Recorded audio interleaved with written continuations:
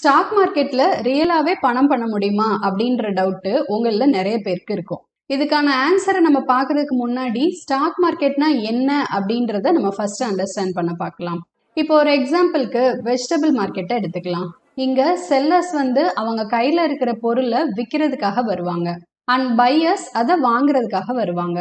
ரெண்டு பேரும் மீட் பண்ணிக்கிற இந்த ஜங்ஷன் பாயிண்ட் தான் நம்ம மார்க்கெட்னு சொல்றோம். ஒரு பொருளோட விலை எப்பவுமே சேமா இருக்காது. சப்போஸ் நம்ம எல்லாருக்குமே தக்காளி தேவைப்பட்டது அப்படின்னா டிமாண்ட் இன்க்ரீஸ் ஆகும், பிரைஸ் ஷூட் அப் ஆகும். இதுவே அந்த மார்க்கெட் ஃபுல்லாவே தக்காளி தான் சேல்ஸ் பண்ணிட்டு இருக்காங்க அப்படின்னா தக்காளியோட விலை ஆப்வியஸா டிராப் ஆகும், ஏன்னா சப்ளை அதிகமா இருக்கனால. இதே தான் ஸ்டாக் மார்க்கெட்லயும் நடக்குது.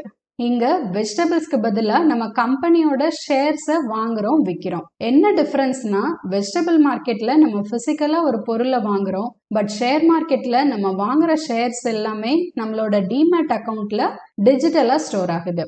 சப்போஸ் இப்போ நீங்க ஒரு ஃப்ரூட் பிசினஸ் பண்ணலாம் அப்படின்னு நினைக்கிறீங்கன்னு வச்சுக்கோங்க. எந்த ஒரு அனாலிசிஸுமே பண்ணாம நீங்க தொடங்குனீங்க அப்படின்னா மேபி ஃப்ளூக்ல உங்களுக்கு ஒரு சில நாள் ப்ராஃபிட் வரலாம். பட் எப்பவுமே கன்சிஸ்டண்டா ப்ராஃபிட் கிடைக்கணும் அப்படின்னா நீங்க ப்ராப்பரா அனலைசிஸ் பண்ணணும்.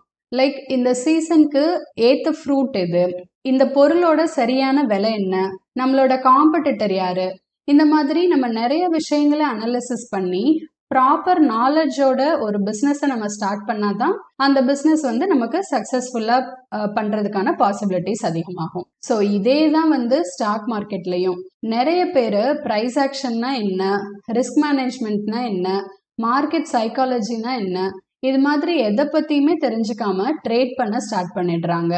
அமௌண்ட் லாஸ் பண்ணிட்டு மார்க்கெட்னாலே கேம்பிளிங் அப்படின்னு சொல்லிடுறாங்க.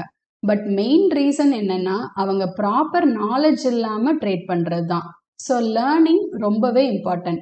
எப்படி ஒரு பிஸ்னஸை ஸ்டார்ட் பண்றதுக்கு முன்னாடி ஒரு ப்ராப்பர் அண்டர்ஸ்டாண்டிங் அண்ட் நாலேஜோட நம்ம ஸ்டார்ட் பண்ணணுமோ அதே போலதான் ஸ்டாக் மார்க்கெட்லயும் நம்ம ட்ரேட் பண்றதுக்கு முன்னாடி ப்ராப்பர் நாலேஜ் அண்ட் அண்டர்ஸ்டாண்டிங் ரொம்பவே முக்கியம். நம்ம நாலேஜ் தான் நம்மளோட ரியலான இன்வெஸ்ட்மெண்ட். ப்ராஃபிட் ஜஸ்ட் அதோட ஒரு பை ப்ராடக்ட் தான். ஸோ ஸ்டாக் மார்க்கெட்ல வரதுக்கு முன்னாடி உங்களோட டைமை லேர்ன் பண்றதுக்கு இன்வெஸ்ட் பண்ணுங்க. ஸ்டாக் மார்க்கெட் பத்தி நிறைய விஷயங்களை கத்துக்கிறதுக்கு இன்ட்ரெஸ்டா இருந்தீங்க அப்படின்னா கேண்டல்ஸ்டிக்ஸ் டிகோடர் சேனலை சப்ஸ்கிரைப் பண்ணிக்கோங்க. ஸ்டாக் மார்க்கெட் பத்தி யூஸ்ஃபுல்லான நிறைய விஷயங்களை ஆல்ரெடி நான் ஷேர் பண்ணியிருக்கேன். இன்னும் நிறைய விஷயங்களை நம்ம அடுத்தடுத்த வீடியோஸ்ல பார்க்கலாம்.